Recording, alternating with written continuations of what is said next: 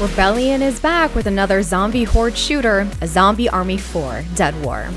Much like Left 4 Dead, Strange Brigade, World War Z, and the previous Zombie Army installments, players must face down the zombie apocalypse, but this time it's Hitler behind the hordes of undead. What sort of PC hardware does it take to run a Zombie Army 4, and how do the settings affect performance and visuals? Here's what you need to know.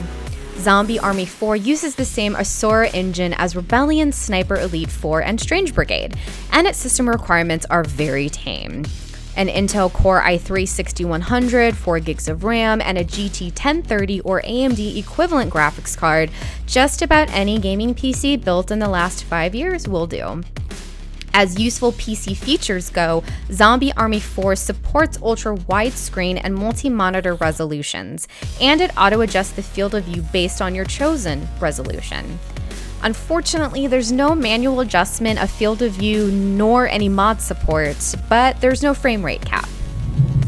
MSI provided the hardware we needed to test Zombie Army 4 Dead Army on various AMD and NVIDIA GPUs, with MSI motherboards for the AMD and Intel CPU platforms. Thanks, MSI. You can choose between the DirectX 12 and Vulkan rendering APIs. It won't affect the way the game looks, but depending on your GPU, Vulkan might perform a bit better. That's what we found with NVIDIA GPUs anyway. AMD GPUs may run a tad faster in DirectX 12, but it's mostly a wash. Looking at the individual settings, there are a dozen graphics options you can tweak.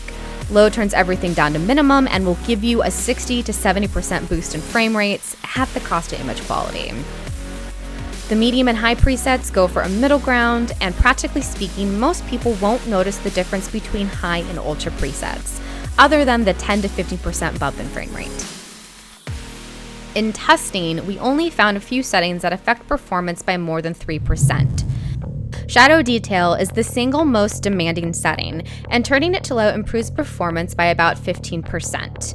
As you'd expect, lowering this results in the shadows becoming less detailed, with creatures only getting a small black blob beneath them.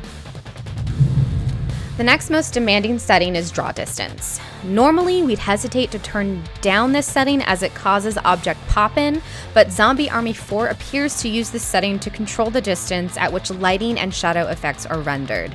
That might sound bad, but in practice it's not a huge visual difference between low versus ultra, while performance improves by about 10%, so this is a good thing to turn down a notch or two. Reflection detail is another good setting to turn down. Zombie Army 4 uses screen space reflections, and even at low you still get some of that. Plus, those reflections mostly appear to come from puddles, and you likely won't miss them if they're gone. AMD GPUs benefit more from turning this down than NVIDIA GPUs as well, so dropping to medium or low on AMD cards is a reasonable option. Of the remaining settings, only ambient occlusion and anti-aliasing come close to improving performance by more than 3%. If you're looking for every last frame rate increase, you could turn those off, but if that's the case, you might as well just turn everything down. As an alternative, if you don't have a powerful GPU, you can start at minimum quality and then turn up the settings that have the most noticeable visual impact with the lowest performance impact. Obscurance fields, for instance, is lightweight and appears to add more shadow details to creatures.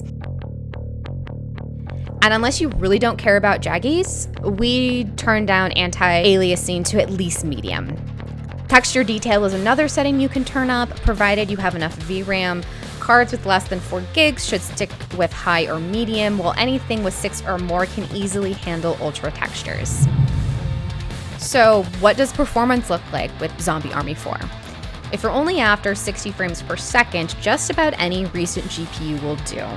The GTX 1650, for example, gets 62 frames per second at 1080p high, and the RX 570 from AMD should perform similarly. If you want to max out image quality and still run at more than 100 frames per second, however, you need an RTX 2060 or an RX 5600 XT or better. And you'll benefit from a G-Sync or FreeSync monitor as well. 1440p Ultra is still within reach of mid-range graphics cards like the 2060 and 5600 XT as well, and if you drop to higher medium settings, it should run smoothly on previous generation GPUs. Meanwhile, even 4K Ultra isn't completely out of reach. Sure, we tested the 2080 Ti and got nearly 90 frames per second, while the 2060 is basically half that fast. However, high-end GPUs like the RTX 2070 Super and RX 5700 XT should be able to do 4K at high settings and still get you 60 frames per second or more.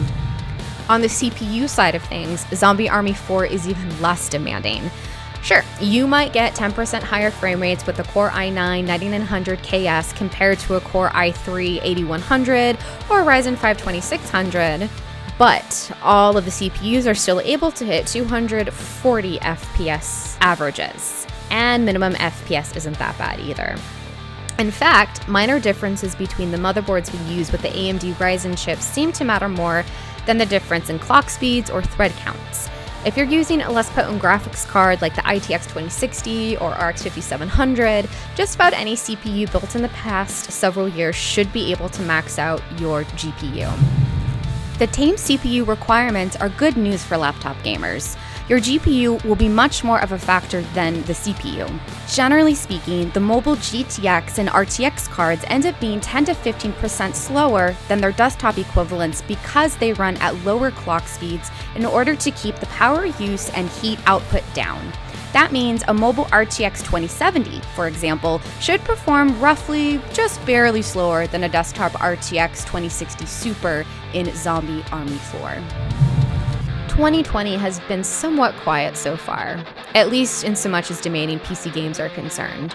Zombie Army 4 is relatively lightweight compared to many of the games we tested last year.